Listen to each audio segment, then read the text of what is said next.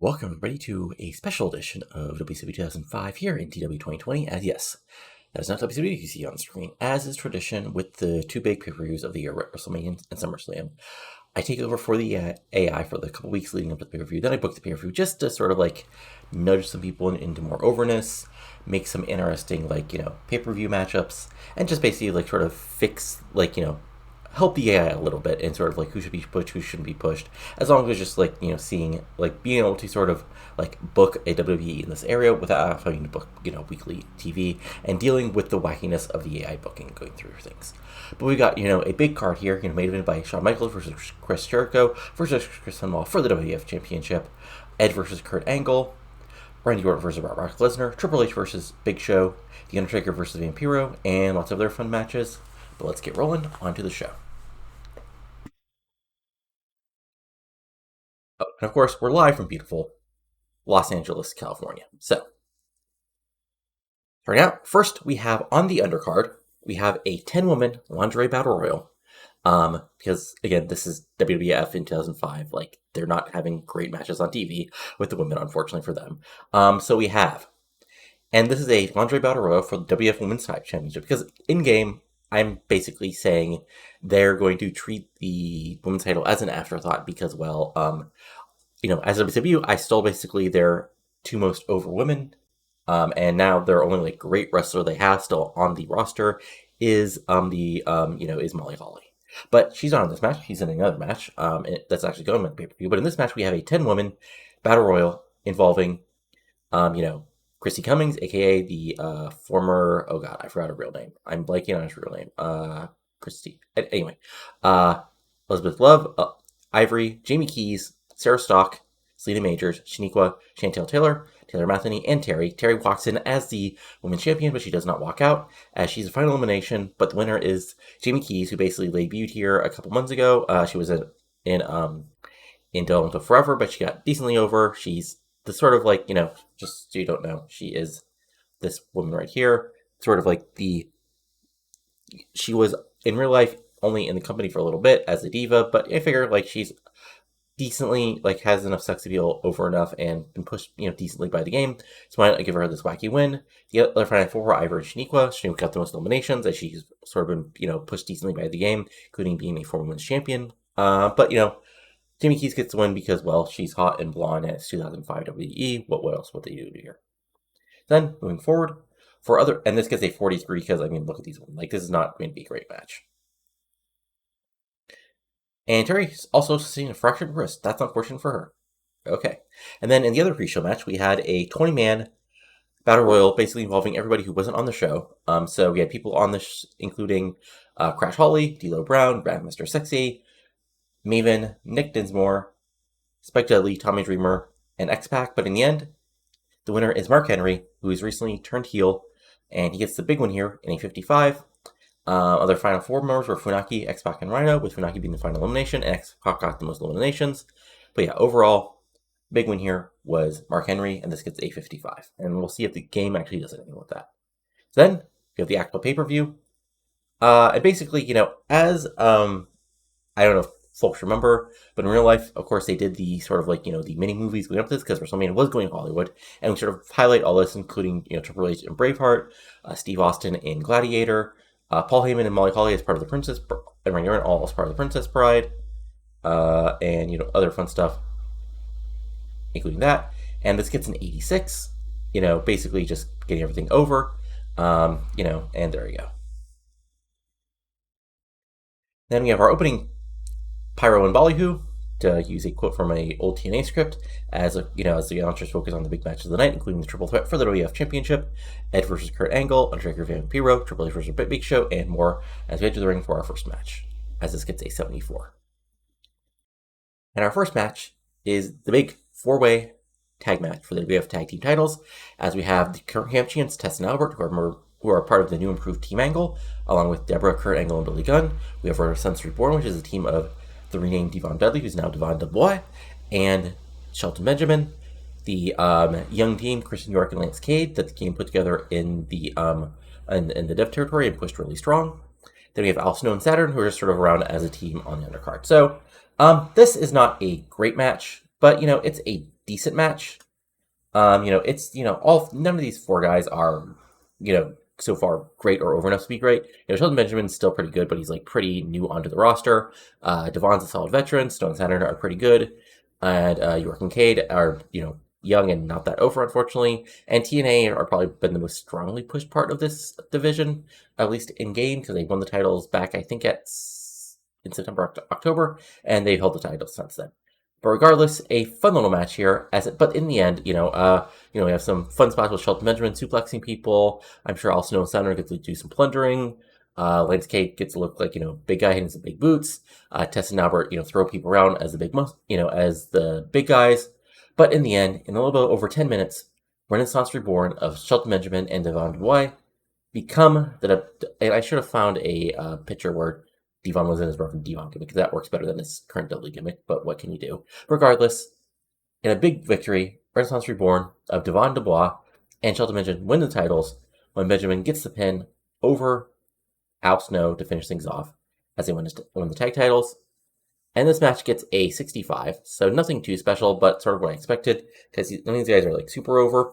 So it was set as an elimination match, but they're not treating it that way. It's a typical, WWF four-way match, as Christian York gets a 46, Lance Cade gets a 54, Shelton Benjamin gets a 52, Devon Dubois gets a 62, Al Snow gets a 46, Perry Saturn gets a 50, Al Snow was also injured, but not so injured he couldn't work. Albert gets a 69, nice, and Test also gets a 69, nice. Also injury, Perry Saturn was off his game, Albert was off his game. And then post-match, Renaissance Reborn celebrate the titles through 52, as, the announcers put over, Devon's talent with tag partners, and Shelton Benjamin as a young rising star.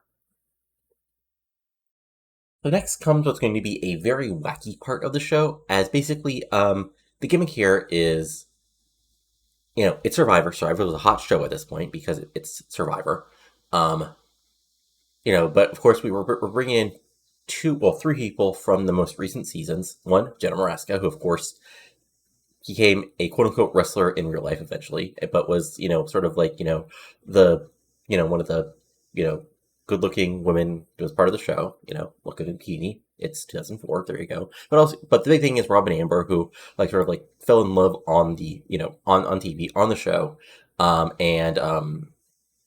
became a couple, and sort of like a quite over part of, sort of the reality TV nexus at the time.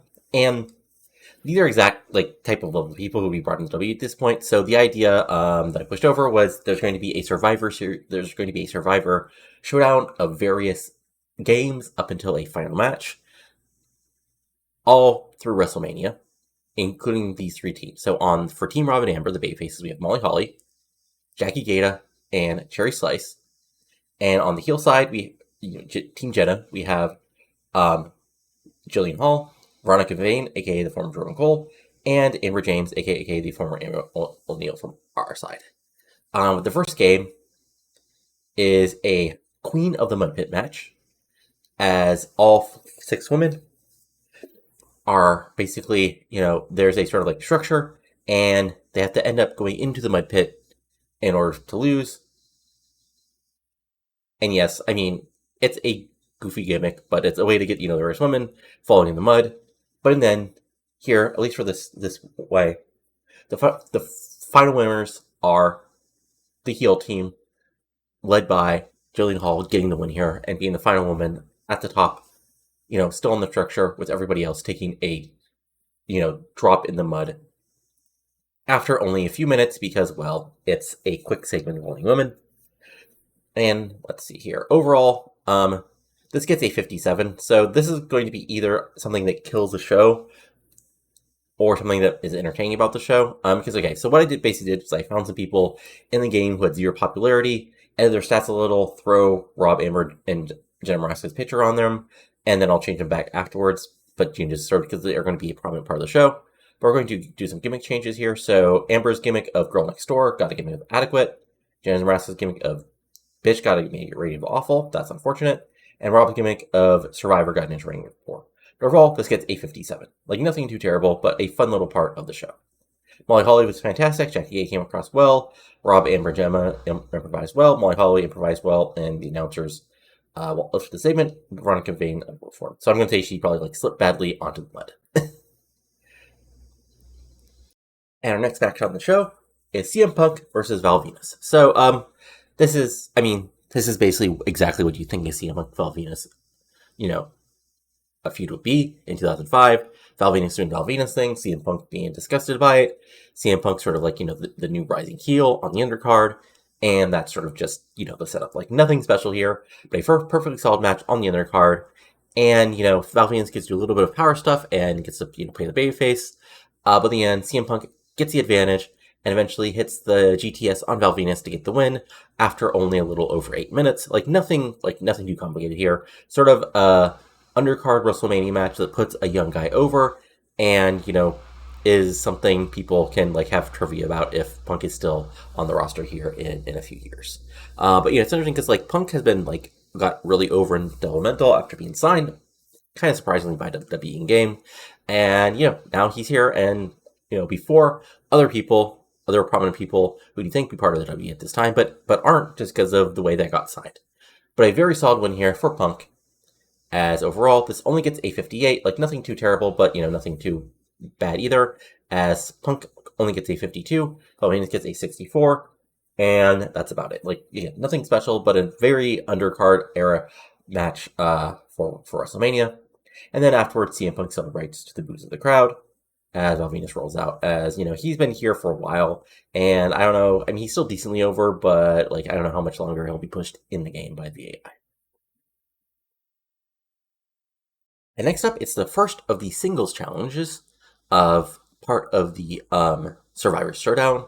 And it's Amber James being chosen by Jenna, and Cherry Slice being chosen by Rob and Amber for the Avoid the Drink Challenge, which is basically just this time, we're at a different part of the Survivor area, aka the backstage we built up, as this time, it's two women on a structure above a pool, and of course they're both wearing bikinis because it's 2005 WWE, and it's they basically try to avoid each other because it's sort of it's like a oh god, it's like a scaffold, but it's 3 feet instead of 20 feet, and they basically try to avoid each other, but eventually Cherry Slice gets a bit of a victory, pushing Amber James into the drink, making her get soaked as the crowd cheers. And, just a pretty, fun little quick thing, as this only goes about, 4 minutes just to set everything up, but a fun way, just to continue this little thing we're going throughout the show, as it gets a 49, because, well, it's 3, sort of C-level celebrities and Amber James and Cherry Slice who are okay, but nothing great at this moment. So 49, nothing terrible, and again, this is either going to completely kill the show, or well, even if it kills the show, it's something people remember. Hey, remember that WrestleMania where the Survivor people had a bunch of divas going through wacky segments? That's a very 2005 WWF thing, if you ask me. Then we have our next big match on the show, as it's Christian defending the IC title against former champion JBL, who he won the title off of, and Scott Hall, who basically been inserted in the match because, well, he's pretty over, and I needed something for him to do on the show. I honestly could have put Regal in here instead of Scott Hall, but, choices are made. But regardless, this is a fun little match, as, JBL has not been quite the JBL he was in real life, as he was a world champion at this point, but he's still been booked pretty decently by the game. Scott Hall is, he's still Scott Hall, but, no major problems, I think, in game. And Christian, was a former member of Team Angle, turned face, and, is now on his own, and is now a pretty solid IC champion as part of the mid-card to upper mid-card. And this is honestly just a fun little back-and-forth triple threat match. JBL is going after Christian to win back his title. As part of the build-up, JBL, stopped, quote-unquote, illegal immigrants from Canada. But in the end, this is a perfectly solid match, a solid mid-card, upper mid-card match. Hall gets to throw people around a bit. JBL goes for the, big close on the hill a couple times, but Christian avoids it. And eventually Scott Hall ends up on the outside, and Christian is able to hit the, the Unprettier on JBL for the pinfall victory, as he makes his first defense of the Intercontinental title and wins here at WrestleMania in a pretty solid match. But yeah, 81,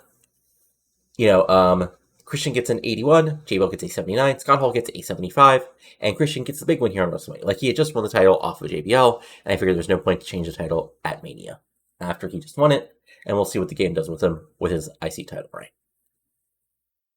And post-match, Christian celebrates with the title to the cheers of the crowd as he gets a 72, as, puts over, he's, him and his former partner have been both in WWE for a while, and this is his, big WrestleMania moment. Now it's part of the third part of the Survivor Showdown, as it's time for the Idol Race, which is basically just a quick little obstacle course, as Veronica Vane is chosen by Team Jenna, and Robin Amber chooses Molly Holly, and basically right before the race begins, Veronica Vane actually, attacks Molly from behind, leaving her laying, giving her an advantage. So basically, it's a comeback race, as, there's the little roller things. It's Los Angeles, so I'm sure this stuff is around the little, things where you hop, things above water where you have placements, and then a rope climb to get to the top and sort of ring the bell to win. But in the end, Veronica looks like she's going to, get to the top, but Molly Holly catches her and actually, pushes her off the little netting, and, she takes a bump, and then Molly Holly wins it for the babyfaces to give them a slight lead of 2-1. Oh no, actually, yeah, it's 2-1 as they've gotten 2 straight victories here.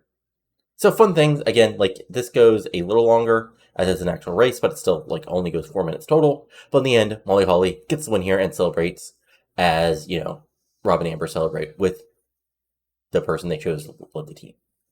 Again, nothing fancy here. This gets a 54. Nothing, Vane and Molly Holly improvised well, but fun stuff as Molly Holly came out of this looking excellent. And, unfortunately, I can see the internet being absolutely incensed that this is what what WWE did with Molly Holly. Well, Trish Sky and, Gail Kim are having, 80, great matches on WCW TV. But this is what they would do, and we will all both know it.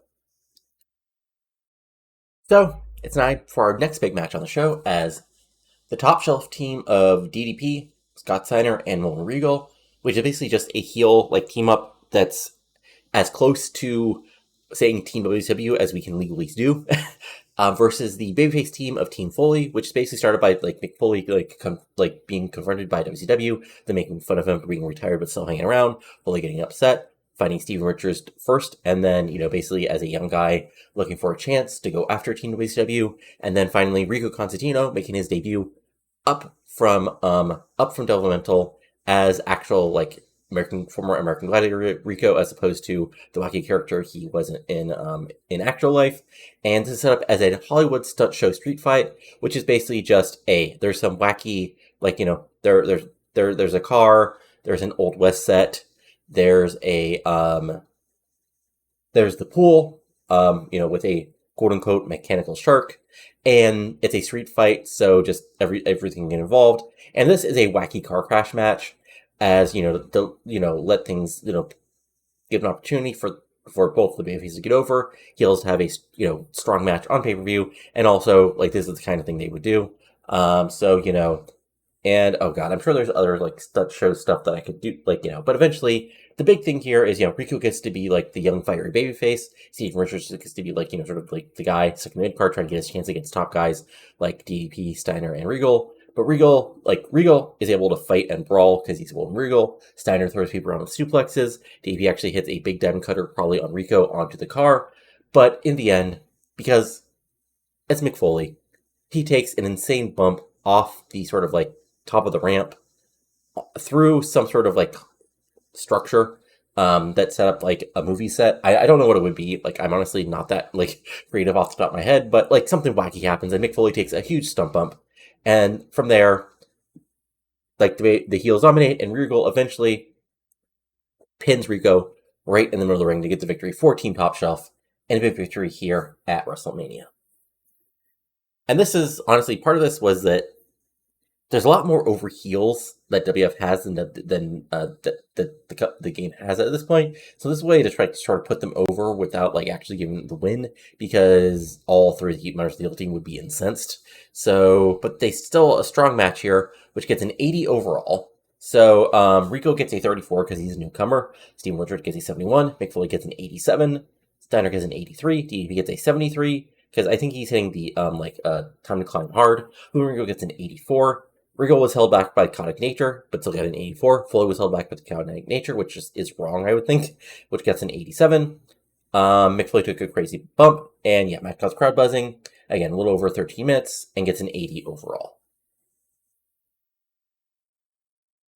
And post-match, the heels celebrate to a 70 as the announcers put over, a big victory this was, shutting up their critics and proving they belong here in the WWF, and they're truly part of the top shelf of professional wrestling. And it's time for the next to last part of the Survivor Showdown, as is the fourth Survivor Challenge, and this is the Hold Steady, where basically we have, for the faces, being chosen by Raymond Amber, Jackie Gaeta, and for the heels, Jillian Hall.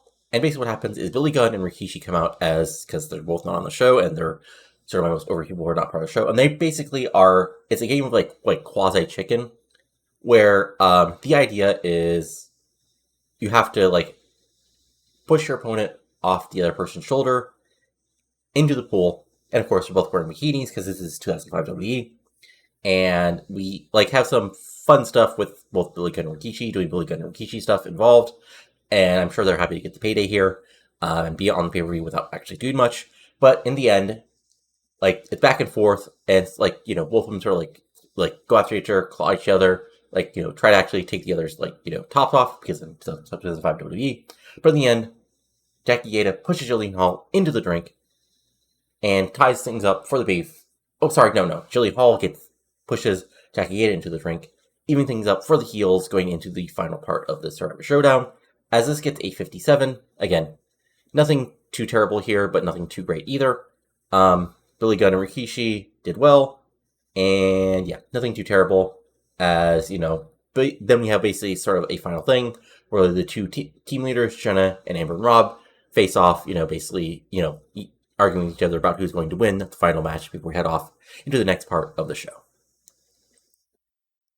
And then we have our next part of the show, which is basically a bullet video for Big Show versus Triple H.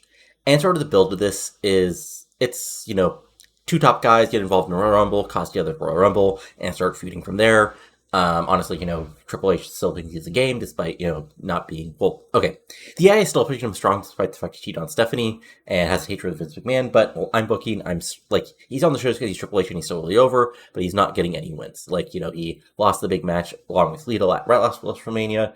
He, had the match against Orton, I think, at SummerSlam and lost, and now he's facing the Big Show. And this is a version of Big Show that's, not quite, the perfectly pushed monster that, people think he should have been, but he's also not, a total geek like he was at this period. He held the title from basically, after Mania last year to basically SummerSlam, and he's been, a solidly booked, top of the card face. And then it's time for these two face people. And, of course, we had the spot where Big Show, broke his sledgehammer and all that fun stuff. And that bullet video gets a 67. But the actual match, here's the thing. Triple H is... Oh, shit. Oh, my God. I forgot to put it in a winner. And the game chose for me. Oops. Well, okay. Okay, I can actually deal with this. Because again, in-game, Triple H's contract is actually running out at the end of this year in 2005. So I think the idea here is, even though they don't like him, they want him going over to WCW, and in-game and real life and everything else. So they're giving him a bit of a win here. So this is not this is a very heated and a very over match, but it is not a 5-star classic. These guys are good, but it's 2005 Triple H and 2005 Big Show. Very solid workers still, but not great. But they're both really over, so the crowd responds well. And, it's a spot you think, Big Show going with choke slam, but Triple H nailing him with a sledgehammer. Triple H going after him, but Big Show using power moves. Big Show throwing Triple H around, but eventually Triple H is able to nail Big Show with a sledgehammer shot, hit him with a chair, get in position, pedigree, 1, 2, 3, and at WrestleMania, Triple H gets the big win in a 92. So, better color commentator because it's Tazbal Heyman. But Big Show gets an 89, Triple H gets a 93, and Triple H gets the win here in a little over 10 minutes. The match got the crowd hotter. And it says Big Show celebration, but this should be Triple H. And yeah, I sort of messed up the booking of that. But I mean, it sort of makes sense because he hasn't been totally killed in game that he would get a win here. We'll just have to see what happens. Anyway, fun match and sort of a way to get two guys who I couldn't figure much out what to do them in a match that would be well remembered, I think, at least, in the future. Especially if it turns out Triple H, because his contract at the end of the year, I have him as a hatred of Vince McMahon and cheated on Stephanie that happened in game, so I'm not sure what's actually going to happen if they resign him despite that, because again, how this game deals with hatreds and people over and all that fun stuff is always very interesting. But next up, we have a build-up video for Undertaker versus Vampiro. Of course, Vampiro left WCW back in June, eventually made his debut in WWE, went after Taker basically right from the start, and they've been feuding on and off since then. At least that's been, my canon, despite what some of the game has told me. Of course, Vampiro now has his followers, the Gallows and Bruja, which includes Leviathan, who better known as Batista, Kane, of course, Undertaker's half-brother, and Ariel Belmont, a.k.a. Shelly Martinez, who's been beside Vampiro's side since the beginning, and Taker's been Taker, going after them, being, mid-2000s, badass, old-school Taker, kicking ass and taking names. Of course, he was attacked. They tried to have a funeral for him, but he did Undertaker thing and showed up as in the casket, going after all of them. And now it's time for these two dark forces to face off. As Vampiro tries to end the streak, and Undertaker tries to prove, he's the ruler of, still the ruler of this company. 69, decent video build up. And then we have Vampiro's entrance, which gets a 71. It's spooky. It's Vampiro. What can you say? Then we have Taker's entrance, which gets an 82. It's spooky. It's The Undertaker. It's WrestleMania entrance. It goes, 4 minutes because, it's not quite like the insane entrances that we eventually do by 30. But it's still The Undertaker. But in this, he can still move, so it's a little quicker. And then it's time for the actual match. And this, okay. Cool. Okay, so this is sort of a really well done Undertaker streak match of this time period. It's not quite a super work version of it's not quite the super worker version of this match that was the Triple H and Shawn Michaels matches, but it's very much the storyline. Vampiro wants to be one who takes a claim of ending the streak, and he's willing to do anything to do it.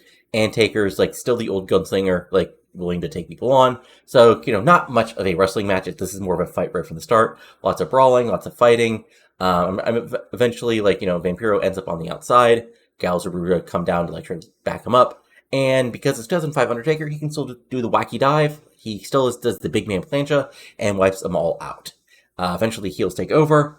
Vampiro goes after Undertaker. Tries to break him down. Eventually, his partners do get advantage, but first Leviathan comes in and goes after Taker, but Taker fights him off, hits him with the choke slam on the outside. Then Kane comes in. Kane's attacks from behind, but he goes for a tombstone. Undertaker reverses it, hits a tombstone on his half brother. Kane rolls out. Vampiro though goes for the fireball again, and actually hits him with a glancing blow. Goes for the nail in the coffin. Taker kicks out because it's the Undertaker in 2005. Of course, he kicks out. Vampiro shock goes for another one. Taker gets out of it, takes over, and boom, wham, tombstone right in the middle of the ring. 1, 2, 3. As the Undertaker wins once again at WrestleMania in a match that ends up getting a 95. So yeah, Taker gets an 88. Vampiro gets an 81. So what actually helped out? Let's see here. Hot crowd. And yeah. But yeah, a freaking great match here as Undertaker wins at WrestleMania. And, post-match, kneels with the crowd to celebrate. Gets 78 as the actors put over, the streak continues at WrestleMania 21, and a huge victory over, a dark opponent that was trying to end the legacy of the Undertaker, but like so many others, he has failed. So 78, decent stuff as we move forward with the show. And next up is, the build-up video for a fairly big match as Randy Orton, who has been the rising babyface star for the past year or so since he, came from Developmental, got the strong push, decent IC title reign, feud with Triple H, big matches, basically at the top of the card, as EA has actually pushed him decently well, but he now faces possibly his greatest opponent as he takes on Brock Lesnar, who has been Brock fucking Lesnar in this game right from the start. Like, he got pushed, honestly, I pushed him super big on sort of the shows I could book, and then eventually the game took over. He had a long world title reign. He's one of the most over guys in the company. Sells Jim Cornette as as manager. As like I said, instead of Paul Heyman as manager, it's Cornette as manager since the start, and sort of put over, that Cornette helped mold him in OVW, and he's been one of the hottest stars in the company. He had the big matches against Angle, against other folks, as you've seen. But now he's facing off, another member of his generation in Randy Orton, and we'll see who might lead the WWF into the second half of the 2000s. And the video itself gets a 74. And okay, so, wow, okay. Brock Lesnar is fucking awesome in this game. So this is kind of a early version of a sort of a WWF main event style match, which is basically going for finishers, going after each other, and just hitting big moves, and that's about it. As Lesnar hits the suplexes of Doom, Orton fights back, with his brawling, eventually hitting the dripping DDT, hitting the big power slam on Lesnar to a big pop, going for the RKO, but Lesnar pushing him off. Lesnar going for the F5, but Orton turning into a DDT. The fight continuing. Orton going for another RKO, but again, Lesnar pushing out of it and then just throwing him to the outside. Brawl to the outside. Orton comes in and actually goes for the RKO again, but Lesnar catches him, goes for a quick snap, sort of German suplex, picks him up for the F5, but basically Orton slides out of it, goes for an RKO, but he actually hits it, but it's way too close to the ropes, and Orton, he doesn't get the pinfall victory. So Orton goes for another one. Lesnar's ready for him, hits a huge side suplex, throws him around a bit, hits the, goes for the F5 again, and right in the ring, nails it, but the ref gets knocked down as, it's sort of a wild brawl. So with no referee, he doesn't get the pinfall victory. Eventually, ref, does wake up, but, Orton is able to kick out. Lesnar is pissed about this, argues with the ref. Cornette argues with the ref. And then Cornette also slides in a chair. Orton, Lesnar goes to hit him with the chair, and actually does able to drill him. He picks him up for the F5 on the chair, but Orton at the last second turns into an RKO on the chair. He pushes the chair out of the ring. The ref turns around. 1, 2, 3. Randy Orton pins Brock Lesnar here at WrestleMania. And overall, the match itself only gets a 90 because of lack of psychology, but it's still really good, as Brock gets a 99 because it's Brock Lesnar in 2004, 2005, in a world where he doesn't leave the WWF. He's great here. Orton gets an 83 because he's a rising star, but he's still maybe not quite there, and plus the psychology bump. Let's see here. Match got the crowd buzzing. There's any other negatives? Poor commentary, lack of psychology, inconsistency, but yeah, nothing too terrible here. So this gets a 90. Orton gets a huge win at WrestleMania. And it looks like Lesnar's going to go after him, but instead, as they face off, Lesnar, nods at him and, pats him on the shoulder as Orton celebrates and then leaves the ring. But then, Cornette is basically yelling at Lesnar to go after Orton, but Lesnar, shrugs and says no. Cornette continues to yell at him, and then, sort of out of nowhere, Lesnar smirks, turns around, grabs Jim Cornette, and nails him with an F5 as the crowd pops huge to an 84, and Brock Lesnar turns babyface. So yeah, basically, in-game, he's been a heel basically since the start, and I figure in real life, he'll be getting cheers by now, because it's Brock Lesnar, and also, just sort of make some changes to see how the game books him as a babyface, just to see what happens here. And honestly, he had also outgrown Cornette as a manager. So, huge moment here as Lesnar takes a loss, but he makes a change to his career, taking out Jim Cornette. And then, now it's time for the final part of the Survivor Showdown, Basically, first we have Rob, Amber, and Jenna Maresca all introing their team for the final match. It's a 6-woman match to see which team will be the winners of the Survivor Showdown, as it gets a 50. And then we have the actual match, as it's Cherry Slice, Jackie Gata, and Molly Holly versus Veronica Vane, Amber James, and Jillian Hall. And it's a quick little 5-minute Divas match. I mean, it is what it is. Like, it's nothing too fancy, but actually, like, it's like, these women aren't great, but they're not terrible either. And it's scripted, but Amber James actually is able to roll Cherry Slice up using the ropes. I mean, not through use, but like pulling her tights and getting the huge victory for Team Jenna, as Team Jenna Maresca wins the Survivor Showdown in a little over 5 minutes. This gets a 70. As again, it's booked as eye candy because, well, you know, what else would it be?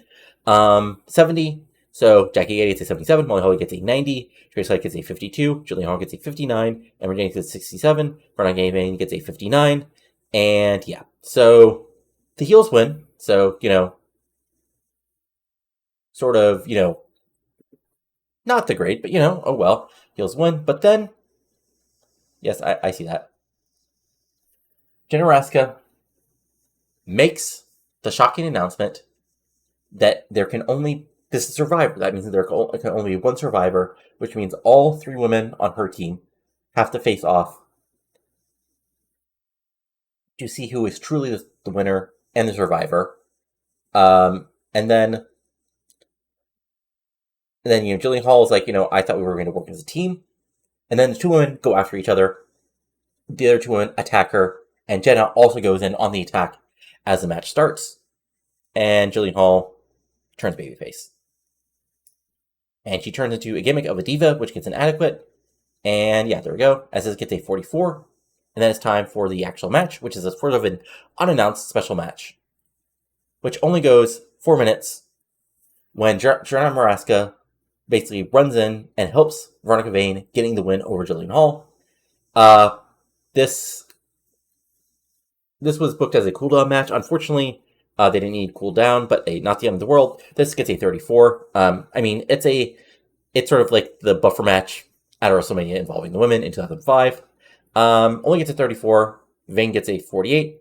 Amber James gets a 58. And Jillian Hall gets a 38. And then to finish things off, like the women, you know, Veronica Vane and Jenna Maresca are going for a beatdown, but in sort of the Entertainment Tonight moment, Amber runs in, and if we can talk them into doing an actual fighting spot, cat fight spot, you know, Amber and Jenna cat fight, and Amber gets the win, helping Jillian Hall up, or like basically, you know, or if we can't, like basically Amber, you know, basically scares off Jenna and Veronica, and Amber and Jillian celebrate, and this gets a 48. So there we go. Again, that's the Survivor Showdown. It's either total wrestle crap or something that's sort of like nostalgically remembered. Now it's time for the final 2 matches of the show, and this is sort of the bulk of sort of the great match card, as it's Edge and Angle. And this goes all the way back to SummerSlam, where Edge and Angle were both heels going after the Big Show's title. Big Show kept the title. Edge and Angle basically argued, both blaming each other, and eventually Edge turned babyface. And, you know, they've been off and on. They cost each other, you know, the Rumble, and now they're facing off one-on-one, finally. Angle has also been, you know, well booked. He's been former world champion. Edge has sort of like been like the young guy that's been pushed stronger by the AI in the game outside of Lesnar, I guess. And now it's here in the second biggest match at WrestleMania. It's Edge versus Kurt Angle. So let's see what happens. As the build-up video gets a 69, nice. Oof. Okay, what happened here? That's unfortunate. Let's see here. Ah, shit. Oh, now the crowd is burnt out. Come on. Now the crowd is burnt out? That's bullshit. That's bullshit. I'm sorry.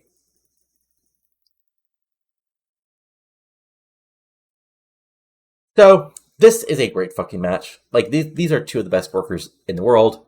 And they have a fucking, like, I mean, imagine every great Edge Kurt Angle match from this time period. You know, we have versions of angle slams, big moves, but literally suplexes, brawling, Edge hitting the spear, leaping DDTs, executions, back and forths. And, you know, both men desperate to get the win. Angle stopping the angle lock. Edge actually reversing it and getting his own angle lock in, ankle lock in. Edge actually slapping on a sharpshooter to a pop, but Angle getting out of it. But after 20 minutes, Edge is able to hit the spear, hit the sort of execution, and then hit another spear. After Angle had went for a huge sort of super angle slam, but Edge had blocked it. And 1, 2, 3, Edge gets his biggest victory in his career at WrestleMania over Kurt Angle. And a match that goes over 22 minutes only gets an 84 because of a burnt out crowd. Edge gets a 97, Angle gets a 96. So yeah, this should have been maybe with the commentator ding, maybe a 92 or 93, but it only gets an 84 because of the burnt out crowd. And that I'm quite upset about. That's quite unfortunate, but shit happens. What can you do? So yeah, Edge gets the win here, biggest win of his career, and Edge celebrates. So it's 71, as Yarn split over, his huge victory here, and now it may be Edge's time to shine here in the WWE. So huge victory for Edge, and now it's time for our main event. So first, we have Chris Jericho coming out for the triple threat match. As sort of the build part of this is, Michaels, Benoit has been champion in game since I think October, weirdly, but he's not really been part of the show. He's missed pay-per-views. It's been really weird by the AI, and sort of that's been the storyline is Michaels won the Rumble, but he and Jericho had a feud through part of 04 in the game, and Jericho basically was he never really beat him. Then there was a huge Raw match where Jericho actually got the pin on HBK, which I'm saying in game at least, which means he was inserted to the match. And Benoit sort of been treated as an afterthought as Jericho and Michaels have been feud. That led Benoit to sort of go off the rails. Even though he turned babyface at some point, he's been former partners with Jericho. So he went after him, and after Michaels still saying he's going to deserve he deserves this title reign, and he's going to prove everybody wrong at Mania. But before that, Jericho comes out with Marilyn Manson playing personal Jesus as he comes out of the ring to the boos of the crowd. As that gets an 83. Then we have Benoit, our world champion, coming down to an 81. And then, finally, we have HBK coming down to the ring to a 79. As they all face off as it's time for a main event of WrestleMania 21. Michaels, Jericho, Benoit, triple threat world title on the line. And this is another great match that unfortunately... Okay, so I sort of messed up the order of matches here. I should have put Edge Angle, then the whole wackiness with women, and then this match, because unfortunately I had the Angle Edge match set as a spectacle in-game. Then I had this as an epic, because it's Michaels, Benoit, Jericho in 2005. So unfortunately, the match is fantastic. It's Michaels, it's Benoit, it's Jericho. They probably had a triple threat during this time period, and it was fucking great. And they go after each other, and it's fantastic. And they just fight, everybody hitting their big moves. Benoit hitting suplexes aplenty, Michaels flying around, trying to get some quick wins, and being the cocky prick he is, and HBK being post-comeback HBK, flying around, hitting the big flying forearm, hitting the big dives, selling like a mofo, and they just fight, throwing everything around. But after nearly 20 minutes, it's time for finisher spam. Michaels hits a super kick on Jericho, Benoit makes a save, Benoit hits a slaps in the crossface on Michaels, Jericho makes a save, Jericho goes for the big aside moonsault, then tries to lock in the walls of Jericho, but Michaels hits super kick on Jericho, knocking him out. But then Benoit makes a save for Jericho, but eventually Benoit hits sort of the big suplexes on Jericho, but then Michaels comes from behind, nails Benoit with the sweet chin music from behind, throws Jericho out of the ring, but that's enough for Benoit to sort of come in, try to lock in the crossface, but Michaels powers out of it, hits a big elbow drop, hits the sweet chin music right in the ring. 1, 2, 3. Shawn Michaels, for the first time since his comeback, wins the WWF World Championship. Unfortunately, though, the match is disappointing. It gets an 80 because of, 2 matches, special matches in quick succession. I mean, it's not quick succession. I had, I screwed up. So it only gets an 80, even though Michaels gets a 96. Benoit gets an 88. Jericho gets a 94. So this chart probably should have been a 92, 93. Even with the clear commentary ding.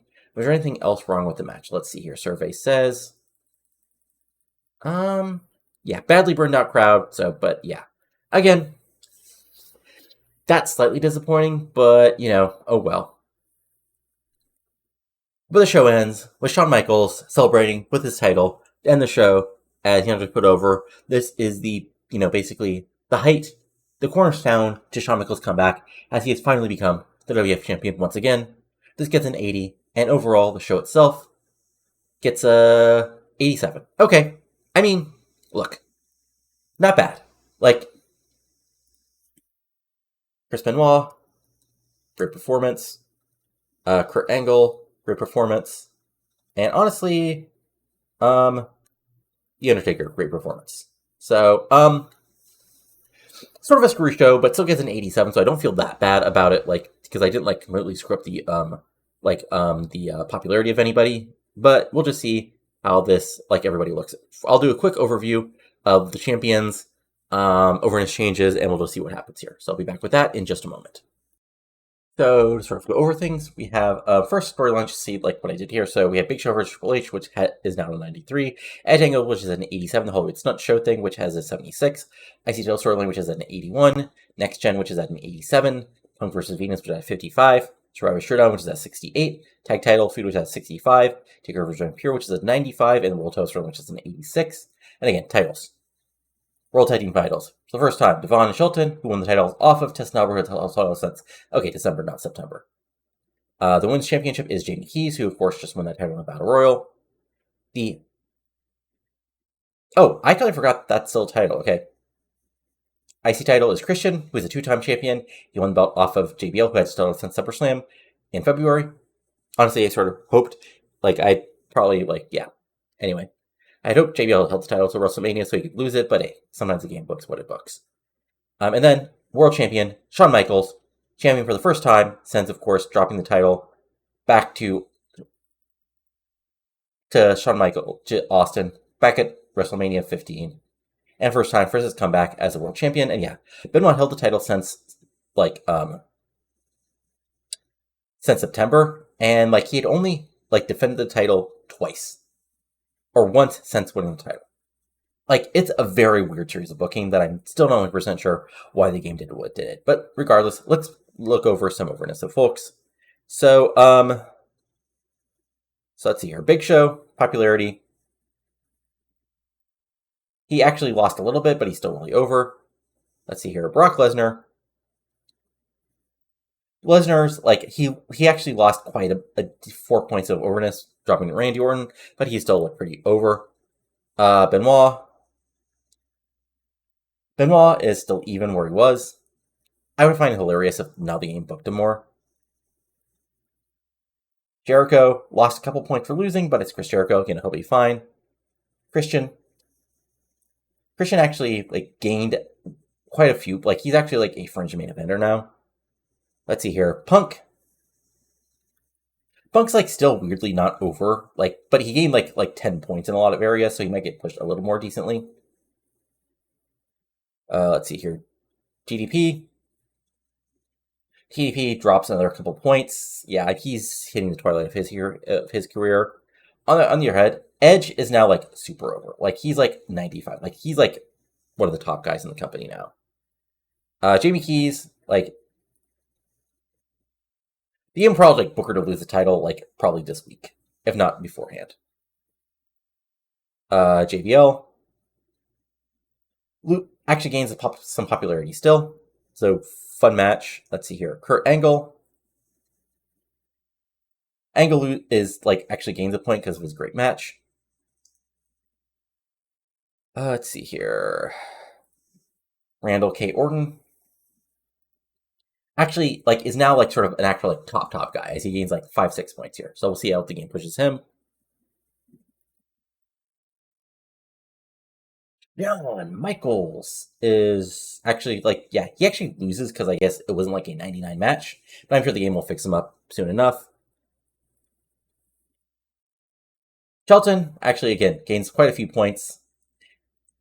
Again, the game might have him drop the titles really quickly, but at least it got a big win here. And The Undertaker is The Undertaker. He's still at an 89. And Vampiro is at an 82, which is basically where he's been since he's been in the WWF. And Triple H actually, I think, gains a couple points. Yeah, gain a point here. So that's interesting. Creative-wise, we have Michaels as the number 1 guy, Brock Lesnar, Angle, Jericho, Triple H. Next big thing for them is Orton, Molly Holly, CM Punk, Veronica Vane, and Christian York. Who's hot is Edge, Taker, Angle, Michaels, and then not hot is Christian Orton, which is interesting. So yeah, there you go. So yeah, I mean, again, I always find this interesting in booking this and seeing how I kind of screwed up for the WWE. I mean, they'll be fine. Like, they'll book like a 95 show tomorrow for Raw, and that'll be it. But, again, I always like doing this special, just sort of set things up. Like, sort of like the in-game, for this in-game version of reality, there'll be nostalgia, maybe in a wacky way for the Survivors Showdown. There'll be Undertaker Vampiro as a good WrestleMania streak match. Orton Lesnar as sort of like a next generation sort of announcement match, and sort of the idea that the LA crowd got burned out and didn't react well enough to 2 fantastic 4.5-star matches with Edge, Angle, and the triple threat match. But if you enjoyed this, go ahead and give it a like. Comment below what you enjoyed and didn't enjoy, and of course subscribe to the channel for plenty of TEW 2020 content, including this series. I'll be back to WCW, on Monday. And then my new Cody O's Ring of Honor series, and of course New Japan 2004, which will be back in action hopefully next week. But that's it for now. Talk to you later, and adios. Have a good one.